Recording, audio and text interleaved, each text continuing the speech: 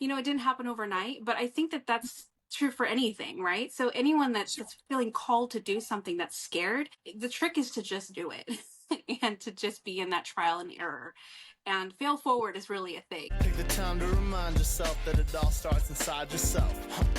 Wake up feeling stuck every day, then you gotta realize that it's all in your mindset.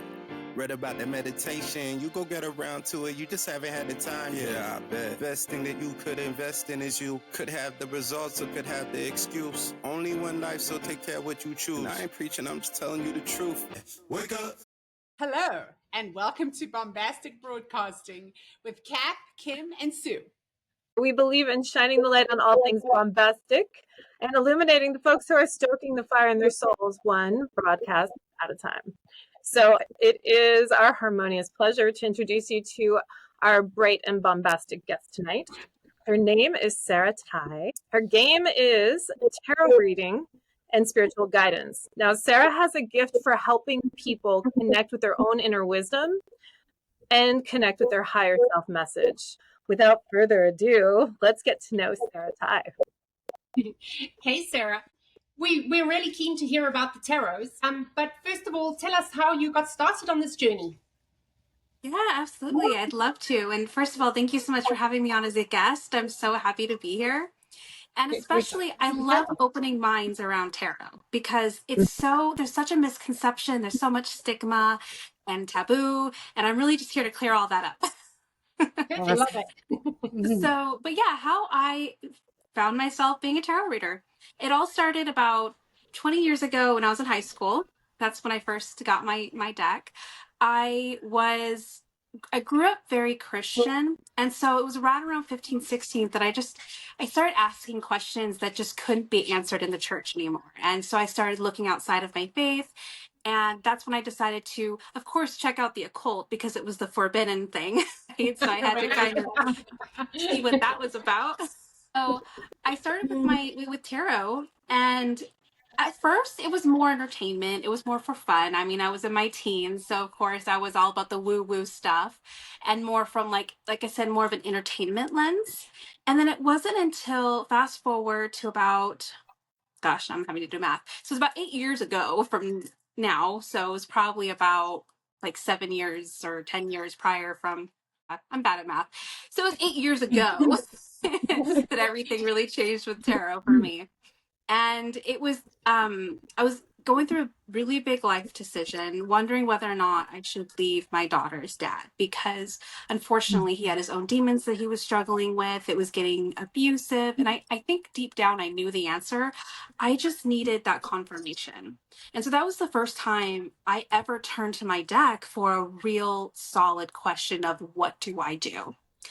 And I couldn't believe how straightforward and direct the answer was. The outcome, I did a typical should I stay or should I go spread, and the two outcome cards, if I stayed, the outcome was the devil. If I left, the outcome was death, which I know sounds like doom and gloom, but the death card in tarot actually represents new beginnings. So if I stayed, it was basically the devil is all about toxic patterns, bad habits, staying in situations that aren't getting better. Whereas the death card actually was bringing this idea of new beginnings and starting over. And so in that moment, with all of the cards in a deck, which I'll get into it, but there's 78 cards in a deck with different meanings. The fact that those two were the solid outcomes on both sides, I just couldn't shake how significant and relevant it was. And not only that, I already knew the answer. The moment I saw that, it just confirmed what I already knew. And so after that, I did turn to my deck for other big life decisions. And it was always consistent. It was always relevant. And so for me, it just became a spiritual guide and medicine. And then when 2020 happened, I think like many of us, when the world shut down, at least for me personally, it was more like, what is my belief system? What is it that I believe in? Because ever since I left Christianity, I didn't have any kind of faith. I didn't have any kind of belief system. And so with 2020 here, I just, in the midst of everything, I started seeking, like, what is it that I believe? And through that, I started doing inner child healing, shadow work, really healing old traumas that I wasn't ready to until that moment. And then during all of that, I started asking about my purpose. What's my purpose? And it was so funny because tarot was the thing that kept coming to me, and tarot was the thing I kept saying no to. That's so funny. Awesome. You know, and I would hear these podcasts of other spiritual people who like Reiki or energy healing, or I don't know, things that didn't quite sound as woo woo as tarot, just because tarot has such a stigma. I was like, there's no way I could survive as a tarot reader. First of all, no one would get me, no one would understand, and second of all, how can I make a living off of this? Like, I knew it was medicine, but I didn't see how it was supposed to be for me. You know, it was medicine for me, but how do I turn that into medicine for other people? And yeah, it just kept coming to me until finally one of my income sources went away, which luckily I'm resourceful. So I wasn't, I was able to shift and figure it out. But that losing my income, like just out of the blue like that, it shocked me. I went through this like panic mode where I was just learning that, things are happening for me, not to me. So there's some kind of significant good coming out of me losing my income. But then I was also panicking about losing my income. So it was somewhere in the middle of that. And then in the quiet, I heard, go work on your business. And I knew exactly what that meant. I knew it was talking about the tarot business that I had been toying with and putting it down and not doing anything with. That I finally was like, okay, I'm going to do it. Doors just opened, and yeah, it's the best thing I've ever done. So that's how I fell into it, or was called into it. That's amazing. And where are you talking to us from?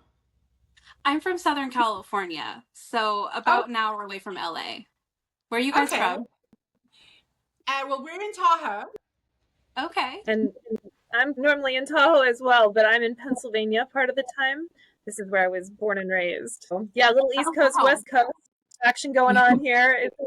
Isn't technology cool? It is so cool. Definitely. I have to say, Sarah, when you were talking about, like, you knew the answers, but you needed to hear them maybe 3, 4, 5 times from the outside to start really tuning in and trusting how you hear them. I find that very engaging, as well as I've had my own experience.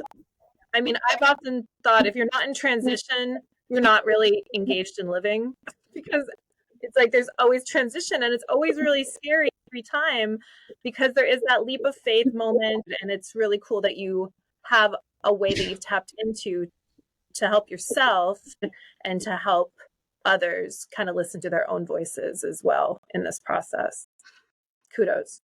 Thank you. I mean, it wasn't an easy process by any means. It definitely, I had to.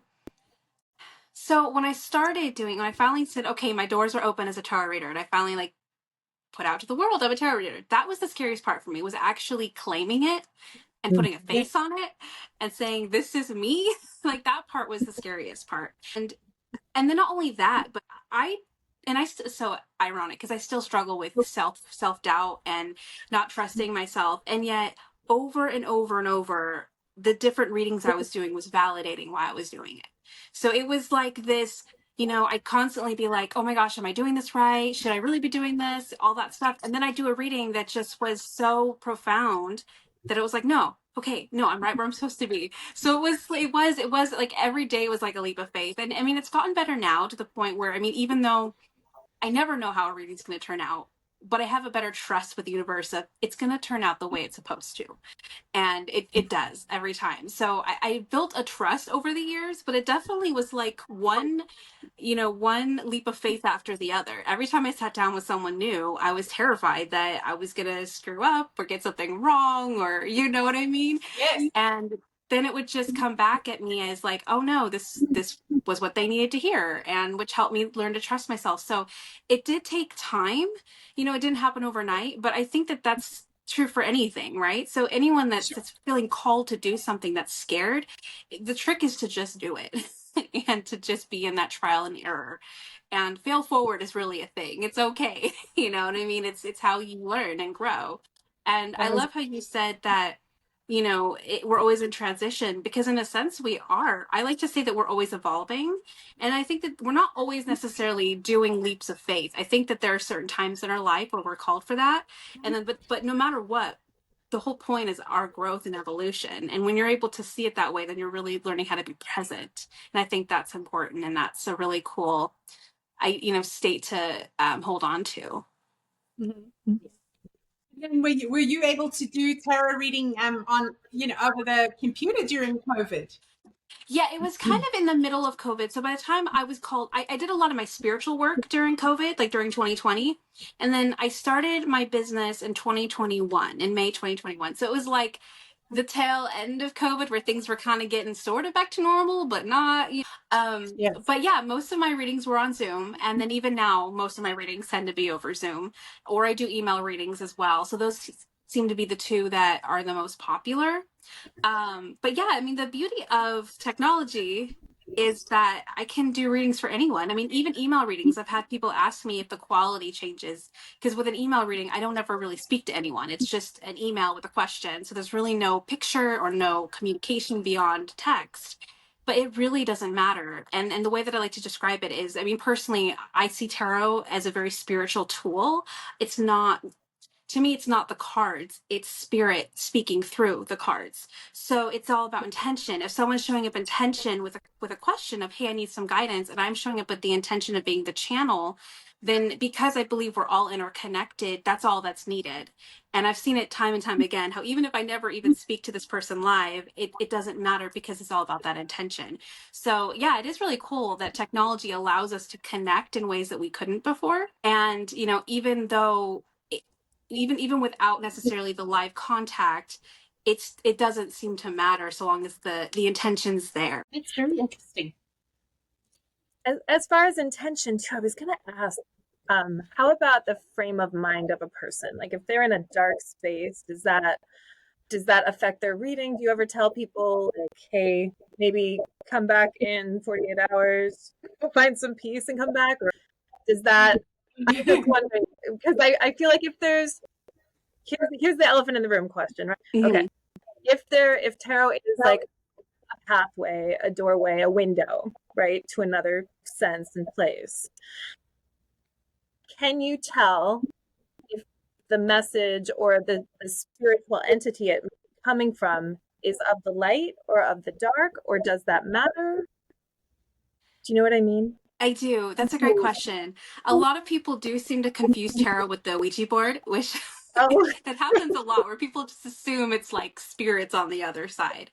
That's not how I view it. I view it more as higher power. So like whatever modality you believe in as your higher power, whether it's your guides, whether it's God or divine or universe, that's who I think is showing up for you. And it's not coming through me. It's coming through me, but not from me. I'm just the channel it comes through.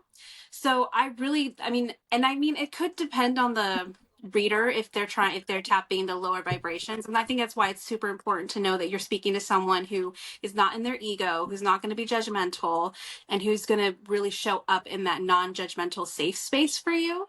But that's what I like to create. I like to make sure that I'm rooted in light, and I personally believe that it's connecting with a higher power. And I like to say higher self because, not everyone has a higher power that they plug into, but I think even the higher self is plugged into God, divine, all of that.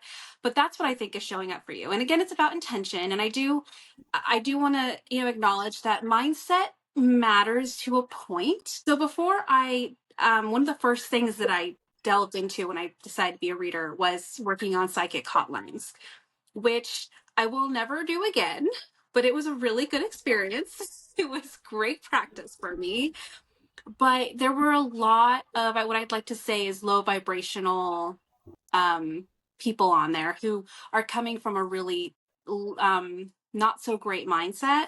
And so the questions tend to be very surface level, like, does he love me? Oh, is he cheating on me? Oh, like things that, is he looking at my Facebook stories? I mean, things that are just really surface. And not only that, I really like to focus more on the person that's asking the question, because third party, you can't control what the other person's doing. I can definitely pick up on their energies and their intentions, but it doesn't really matter. Like someone could love you and still treat you terribly. I mean, You know what I mean? They could still think they love you and still not treat you well. So it's not really about how they feel about you. It's about, well, how do you feel about them? How does this impact your mental health and how you're, how are you surviving in this connection? And so when you're in a lower vibrational state, you have a harder time. And this is what I've seen with those types of clients is they struggle with seeing the bigger picture and seeing how they need to focus on themselves and how this connection is really toxic for them. So I will say mindset does matter, and it's really important to come from a space of like what you were saying with the transition, being in a space of what do I need to know? How can I get through this phase? What are blocks or traumas or things holding me back from XYZ? And, so I think that obviously people come to me from all states. I mean, I've had people call me crying because they're in a situation that's really difficult. And that's okay. I just think you need to come from the intention of how can I get myself to a better place instead of focusing on things that are out of your control. And I think that that's the mindset shift that's important when coming to a reader. That makes sense. I just have to say, I love her answer so much because it really did distinguish you, Sarah. To me, you seem like a counselor almost, and the tarot is your tool. You really seem like you want the best for people, and I appreciate hearing that in your words and the difference that there can be. Yeah, absolutely. And I mean, I do want to say, because I've had many people say, oh my goodness, that was like a mini therapy session. And I mean, I do hear that all the time, but I do want to say it's not therapy. It's insight. It's, you're connecting with, like I said, I really feel like you're connecting with your higher self or higher power. So you're getting insight that you need. And so what usually comes up is something you could take to a counselor. To a trained professional. It's showing you what do you need to work on that maybe you knew about, but you weren't like highlighting or focusing on, or maybe you're sweeping under the rug or Yeah. but I'm not the person that's here to actually hold your hand and walk you through that. I'm more the person that's going to shine the light on what needs to be done and worked on, if that makes sense. Clarity. Yeah, absolutely. Totally amazing. So you're saying like if you're reading my tarot, it's my self that's answering the questions through the card that you're going to draw. Oh, that's amazing. Yeah, I see, love that. higher self or higher power of some kind, but definitely coming from a space of, like you said, clarity. It's really, and I've heard it over and over. It's like shining a light on what you needed to know. And another thing I'll say is sometimes people will come to me and they want me to tell them something that they don't know, right? And instead I end up telling them something that I shouldn't know. And it's again kind of picking out the situation that they're in on a nuanced level. And I can't tell you how many times I do readings for someone and then afterwards they say, oh, I knew that. That was something I already kind of knew, but I didn't know if that was the right thing for me, or I've heard people say, oh my gosh, that was in my head 2 days ago. Like, how would you know that? But it's just really honing in on what you already know and giving you that clarity that likely the thought was already there. You just needed something to kind of remind you that you actually know more than you think you do. That's amazing. Very cool. Especially in a world where there's so much information overload, right? I mean, wow. Yeah, very cool to have that kind of, and that's a lot of responsibility for you, I'm sure too. Do you have a process of how you expel? Because you could probably take on people's energy or it probably takes a lot of effort for you too, spiritually and otherwise. Most of the time, thankfully, I'm able to kind of release it. But I will say I do events sometimes where I get hired for like weddings, bachelorette parties, corporate, things like that, where I see a lot of people in a short amount of time. That is really when I notice it. And so usually by the end of it, I'm just like, I need to go eat something and I need to go lay down. Yeah, sure. I just need to like reset, but like one-on-one sessions tend to be pretty, I'm able to just kind of release unless it's a heavier reading. And then I have to kind of like, okay, peel it away. It's not mine. I don't need to carry this. But mostly I like to use crystals when I do readings. So that's helpful.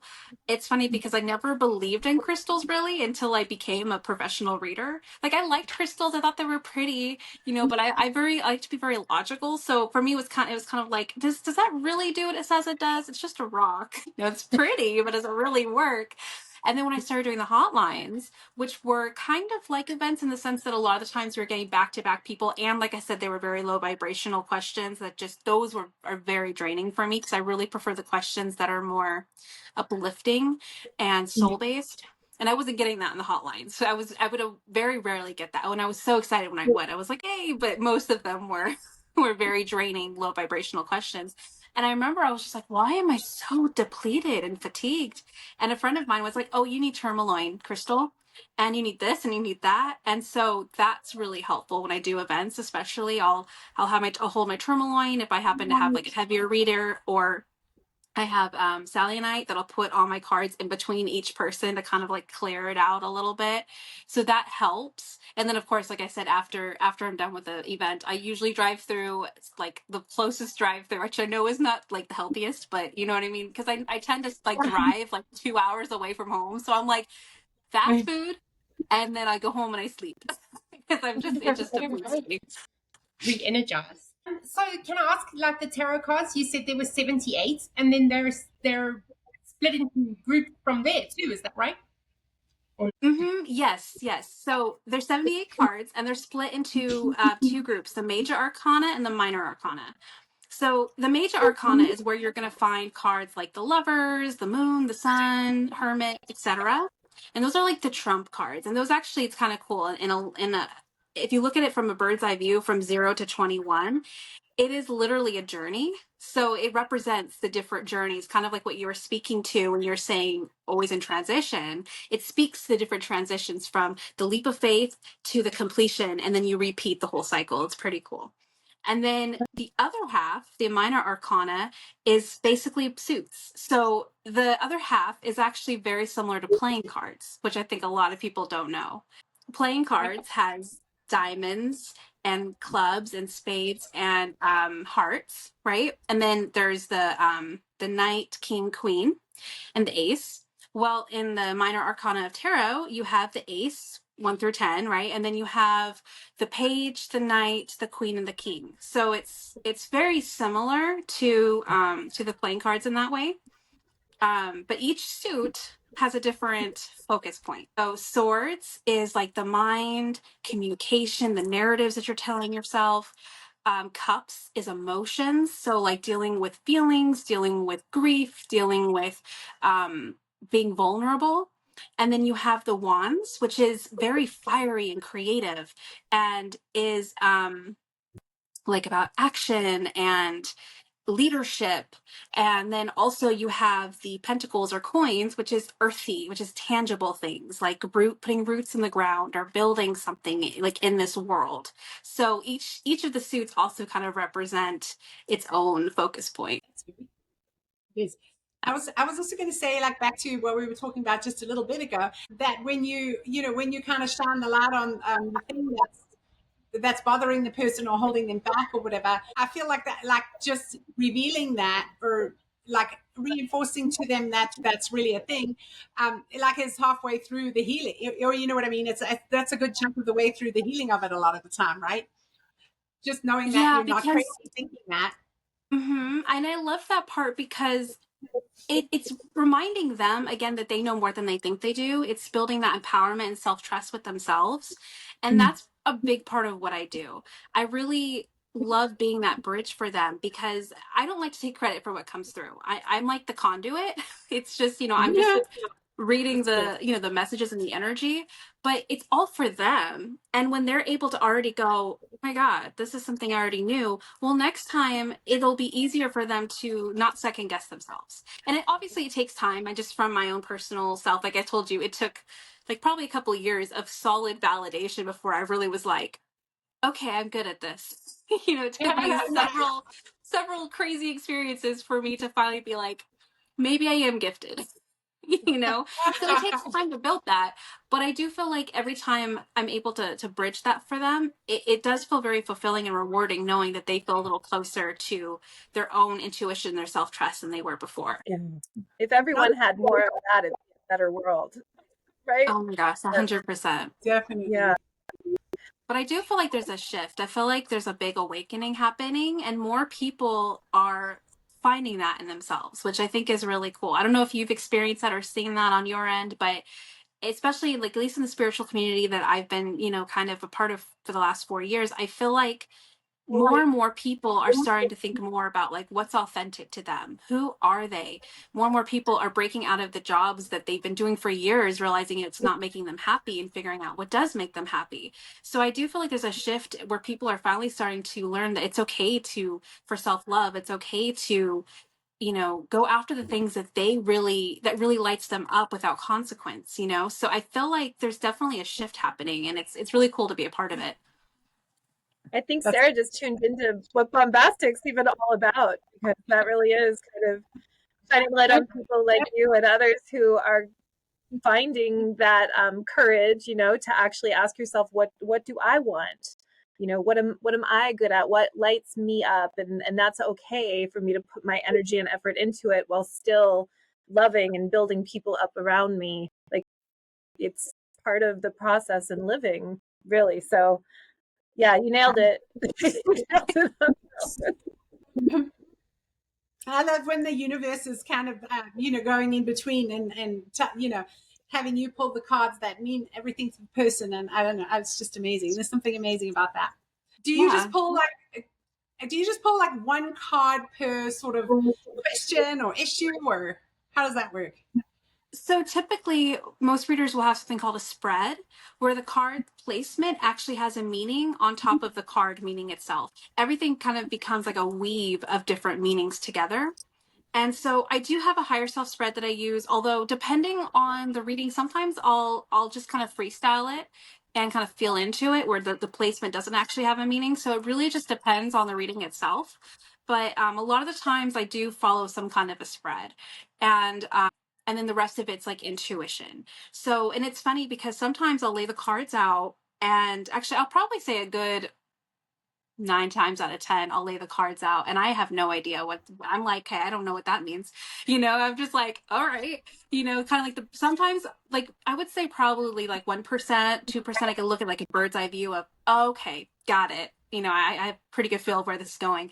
But most of the time I lay out the cards and I'm like, okay, and I just start talking, and I start from my theme, and then I can't explain it. And I think that's why I like to refer to myself as the conduit, because it's like, it's not, before in the past, I used to try and understand it before I share it because I wanted to make sure I knew what it meant.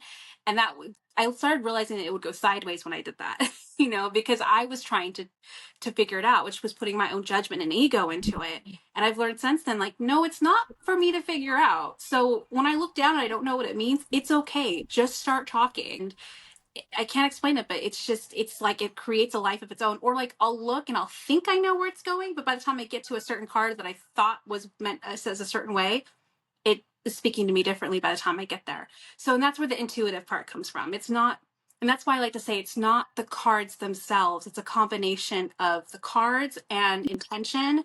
And then in this case, like for me, when I sit down to read, it's like I plug into something. I can't explain it, but it just comes through me. I'm getting chills. That's amazing. Absolutely amazing. I love that.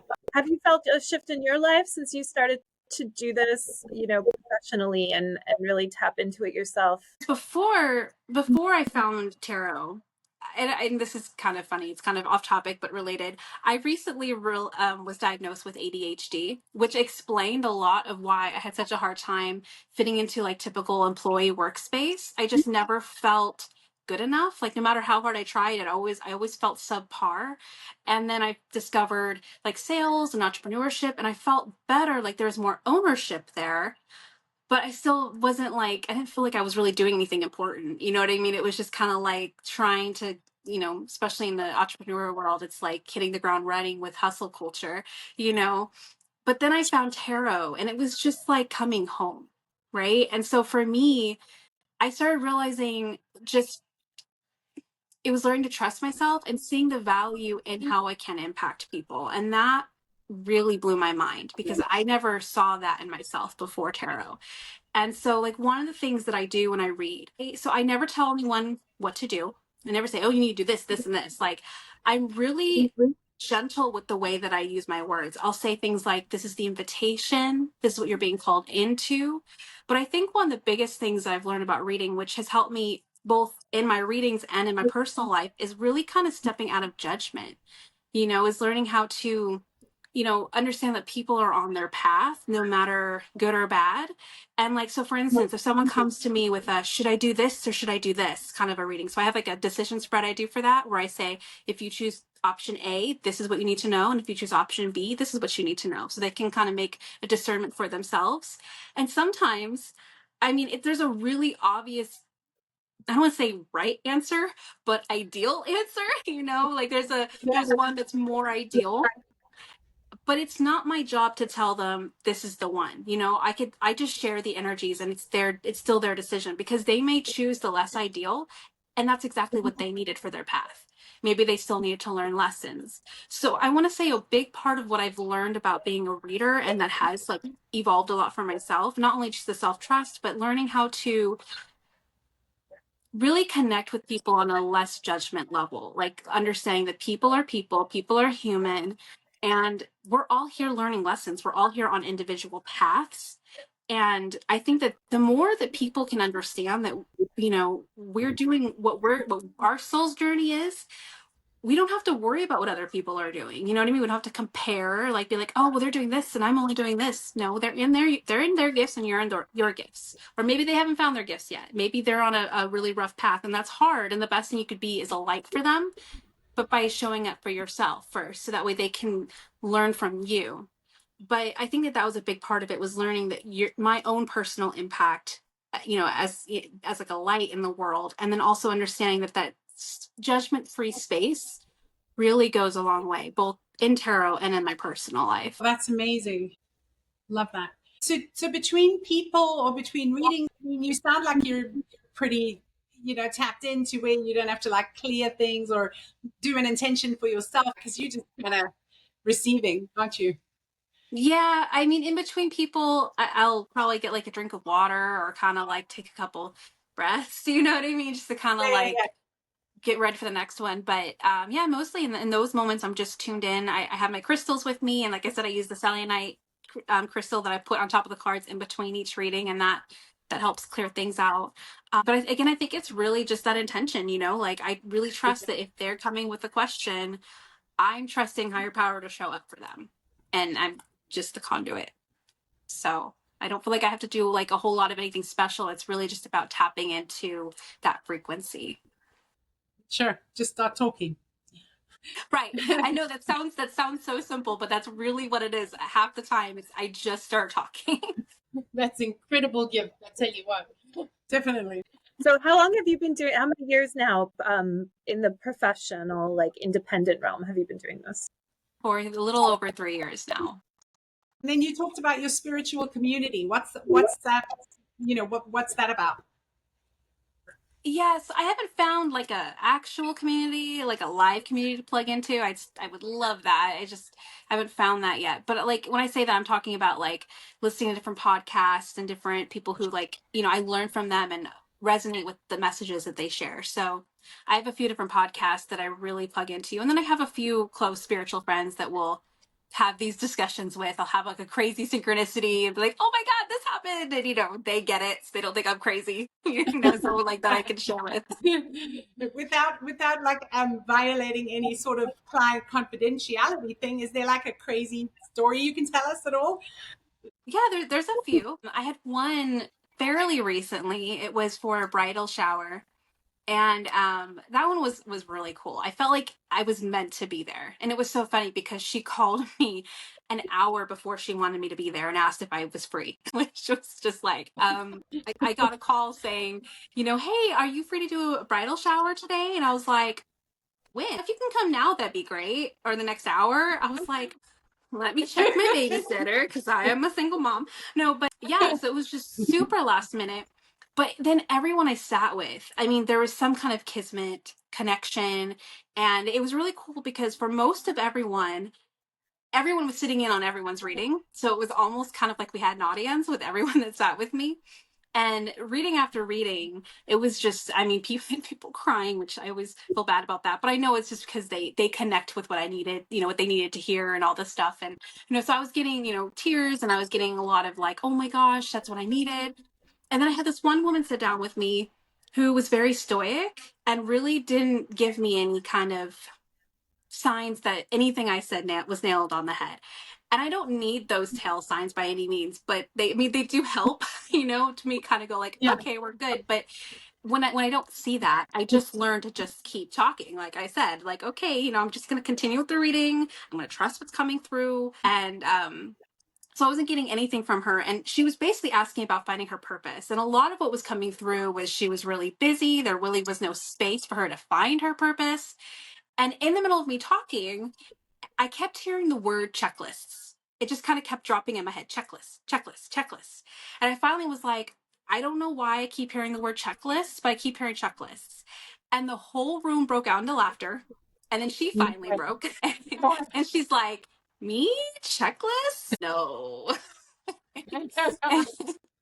And come to find out, she basically could only operate with her checklist. Like, not only was she really busy, but, she was basically like boxing herself. So she wanted to find her purpose, but she wasn't giving herself space. And the checklist was basically the problem.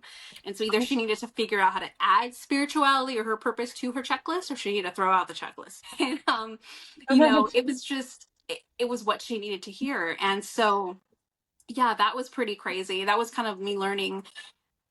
That was me really learning how to accept that I'm a channel. Because I think for the longest time, I was like, I'm just a reader. And that experience was one of those, where did that word checklist come from? And so, yeah, there's that one. And then I had another one. This would happen a couple of years ago. It was like a witchy Halloween party. And I always try to keep my readings really light at those kinds of events, but I also don't edit or sugarcoat. So what comes through comes through. And I just always hope for the lighter side because people are having a good time. Like maybe they don't want the heavier reading. And this woman sat down with me, and the moment I pulled out the cards, I was like, this is going to be heavy. And I didn't say that. I was just thinking it. And I was like, why here? People are having a good time. And so the starting point was a grief card, was a card all about grief. And the whole message ended up being about like being stagnant and stuck and not moving forward and being stuck in grief. And the moment I started speaking, I could tell she was trying to hold herself together. So, I mean, it was like she was trying not to cry throughout the whole reading. And then by the time I finished, she did finally cry. And she was just like, my dad died 6 months ago. And this is exactly what I needed to hear because I have been stuck. I haven't been moving forward. And so it was one of those, like, again, I always have some reading, and there's usually more than one, but there's usually at least one or two that's just like, this is why I'm here. This is why I needed to be here today, So, Yeah. those are a couple. Those stories give us a really good idea of how that actually works. And it's so innocent and beautiful the way you seem to do it. Can I ask, what would you like? I know you've dispelled a lot of myths, I think, through conversation. And I feel like we've learned so much about you and your gift. What would be one major thing you'd want to tell the Bombastik audience tonight? What do you want them to know, or what do you want them to, want to dispel? Yeah, I think I would say that, tarot is a tool. It's, again, I don't think the cards are magic or woo woo themselves. I think it's just a tool, and it's about the intention. And so I would just love to impart the fact that, while most people think it's like a fortune telling tool, or some people seem to think it's of the devil, unfortunately, I really just want to impart the fact that this tool is all about really helping you learn more about yourself, learning more about what's holding you back and how to get to your best self. And it's really just about like spiritual support. And I mean, whether you come to a reader or you pick up your own deck, either way, you could still use it in that same way of really connecting with yourself and your own intuition, and really, using it as a way to, like I said earlier, get that clarity and insight that maybe you can't get right now because sometimes you get too close to something. and it's hard to really see what's really happening. And so tarot really just allows you to get really laser focused on what the real issue is, so that way you can decide what to do next. Well done, Sarah. Well done. Yes, absolutely. And how old is your daughter? Like, is she old enough to like share, sort of spiritual things with? Sort of. I've been slowly working on it. She's 8, so it's really hard to like get really, abstract with her. Yes. But she knows what I do. She's like my biggest promoter. She tells all of great. our teachers about me. Everything that's that's a tarot reader. Or we're at the grocery store. She's like, my mom's a tarot reader. Yes. Which is really sweet. But sometimes I'm like, not everyone is okay with that, sweetie. Right. But she has a deck I gave her, and she just recently discovered that the wands in that deck have foxes all over them, and she loves foxes. So she's starting to kind of like ask questions and look at the pictures. But I think she's still a little bit too young to really understand what I do. Although I will say, maybe like 2 years ago when I first started this, she had a really profound answer that kind of blew my mind. I don't know if she would still have this because she's, older now and whatever. But when she was about 6 years old, I asked her, I said, what do you think tarot is? When I read tarot for people, she said, it's you talking to God. And I thought, oh my God, I was not expecting that answer. I think there's, kids seem to understand things way simpler than we do. We overcomplicate it. So I think that there was an element of like, she understood that there was a spiritual connection there from a higher source. Sarah, you have a podcast of your own, right? I do. It's called Spirit Journey Collective, which is the same as my business name. And it's all about basically that. I think it's somewhat similar to yours in a sense. I like to interview people, but my focus is about their journey and how they found their purpose and their mission. So I love it because I get to talk to people all over the world. I've talked to someone in Thailand, Scotland, England, and I mean I've talked to breath workers. I just recently the one that just came out today was a woman sharing her Kundalini awakening experience, which was super fascinating. A lot of really cool guests. And so that one's called Spirit Journey Collective, and you can find it on Spotify, YouTube, and Apple Podcasts. Fantastic. We will look out for that for sure. Maybe we'll be able to be on your podcast someday. I would love that. We'll definitely have to do a swap. Right? I want to hear your journey. I want to hear what started this podcast here. And that's my favorite part of my podcast is the backstories, because I love seeing the breadcrumbs, the evolution. It's crazy. And you're like, oh, I had to do that to do this to get here. Like at the time it didn't make sense, but now it does. It's so cool. Yeah, we've really enjoyed like meeting all these amazing people too. Just what a great gift. So inspiring. And like listening to your stories, made me feel really like strong and like, like if you're just prepared to give the world a minute, you can just do whatever, right? Just start talking. I love that. Start talking. Yeah. So, it's so I like to say that when you find your purpose or your mission, right? It's when you find the thing that lights you up and it gives back to the world. Like those are the two things that, that you need. And so, I mean, it sounds like you ladies found it in a way because, this is something that just seems to really light you up, and you're putting out these really beautiful messages and people out in the world too with their stories and their voices. So I think it's a beautiful thing that you all are doing together. I can't wait. I love, like I told you, that's my favorite. That's so cool. It's been a total joy. Thank you, Sarah. Thank you so much for having me. This has been so fun. We'll definitely have to do a swap. Oh, for sure. That sounds great. Okay, so at Bombastik Broadcasting, we like to say that a rising tide lifts all boats. So is there anything that we or the audience can do to support you on your journey? And I know you're dispelling the myths around tarot, which is cool. But anything else at all? Yeah, absolutely. That'd be awesome. If anyone resonates with what I'm sharing or they would like to get a reading from me, they can find me at spiritjourneycollective.com. I'm also on Instagram as well, and technically Facebook.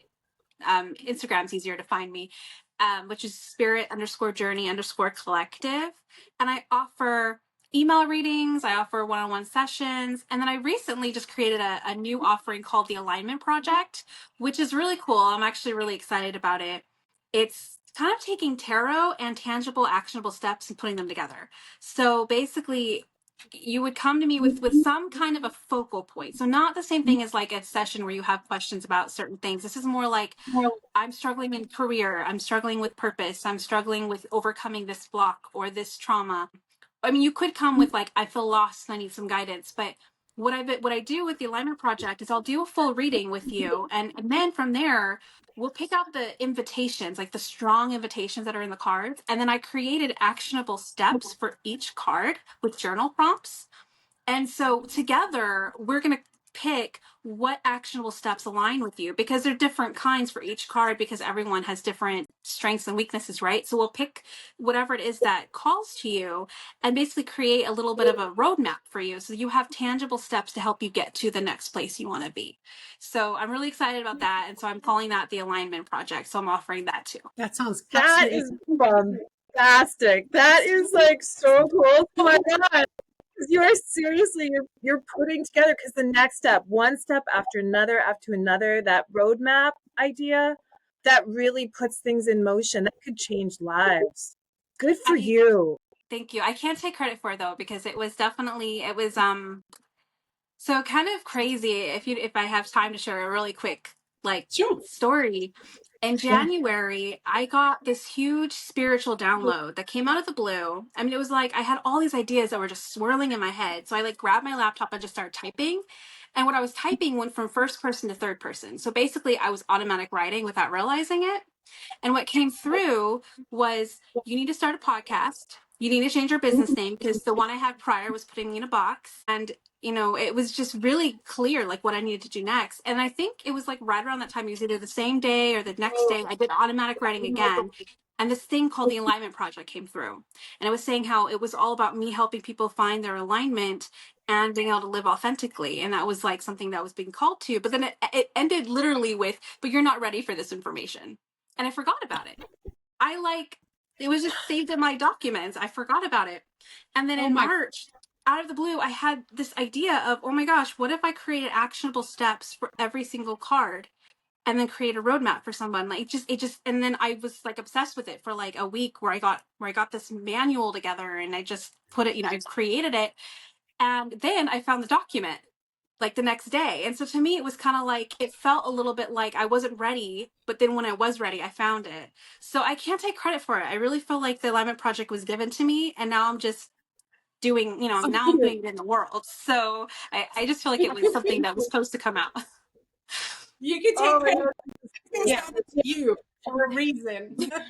I guess I'm still trying to figure it out, but yeah, that's what it felt like. You hear that, everybody? When you get that moment where you feel like something might be trying to talk to you, they call it capturing butterflies. I could, continue watching the movie that I'm watching, or I could stop, go in the other room, and like write it in my journal, or type it on your laptop, or put it in your phone notes. So you can take credit for that, because you stopped what you were doing and you took that actionable step, and now you're going to be helping a lot more people. Thank you. That's a great way to look at it. Yeah, I just wanted to share one more quick story, just to kind of back up what you're saying. Before I really dived into my spirituality, so like right when I was on the cusp of like listening to different spiritual podcasts and trying to figure it out, I found one that was offering like workshops around inner child and shadow work. And I went with it because I needed something more logical and scientific. I couldn't do the woo-woo thing yet, and that just healing sounded like a good place to start. And right when I signed up for the workshop, it was like maybe a couple days after I signed up and I was planning on doing it. It was the first time I really heard my intuition clear as day. And it said, if you want to do this work, you can't keep alcohol in the house. And I didn't have a drinking problem. In fact, my father's an alcoholic, so I'm really conscious of how much I drink. But I was having like a glass of wine a night, or every other night. And as a single parent, it's like society is like, yeah, get that glass of wine. You earned it, kind of a thing. And so it wasn't on my radar to stop. So that really kind of was like, what? Like, where did that come from? But I realized that the time I would be doing this work would be when my daughter was asleep at night. And that would also be when I'd have that glass of wine. And if I had the choice between doing the work and having a glass of wine after a long day, I was going to choose the wine. So it was just crystal clear. you can't keep alcohol in the house. And since then, it's funny because like I hardly drink now. It really affects me. So not that I don't drink, but I just very rarely do. But I mean, like I chose to follow the directions. Granted, there was some, tried to find loopholes. I mean, it took a little bit of trial and error, but that is what opened me up to my healing and finding my tarot. So it doesn't always come the way you think it will. And sometimes if you have a thought that like totally feels invasive and you're like, what the heck? But you also get this feeling of like, you know, it's of your highest good. You know, it's going to help elevate you. You know, like alcohol is not really, doesn't do anything good for you. I think, you know what I mean? So it was like, even though I didn't understand it, it was like, okay, you know what I mean? So sometimes it might come in and it might shock you. But especially when you know it's not yours and you know it's pushing you to do something better, it's so important to listen and take those steps. I mean, you don't have to, you have free will, but I highly recommend it because that, if I didn't choose that, I probably wouldn't be doing what I'm doing today. Well worth mentioning, isn't it? Just to kind of check on habits, any habit that's keeping you from doing your higher good. The alcohol was numbing. It was my numbing agent. It was my escape agent. I didn't have to deal with my feelings. But when you took that away, all of a sudden I had to feel them. I had no choice. It doesn't have to be alcohol. It could be any other. It could be another substance abuse. It could be scrolling on your phone. It could be watching TV. It could be a number of different things. It's just, what are you doing that you know is helping you escape from what you actually need to process to heal so that way you can evolve? The biggest issue is that so many people are not present. They're not, you know, they're not living from a place of being present. They're living from a place of surviving. Like they're just trying to get through the day. But they're not really in joy and they're not really in the presence in the now. And so it's more like, I like to say they're sleepwalking. Right. And so that's another reason why I like to do what I do, because I feel like it helps open people up to, you know, to newer things. Thank you so much again for joining us, Sarah. Absolutely amazing. Thank you for having me. This has been so fun. That's it from Bombastik Broadcasting. Be beautiful, be bold, and above all, be you.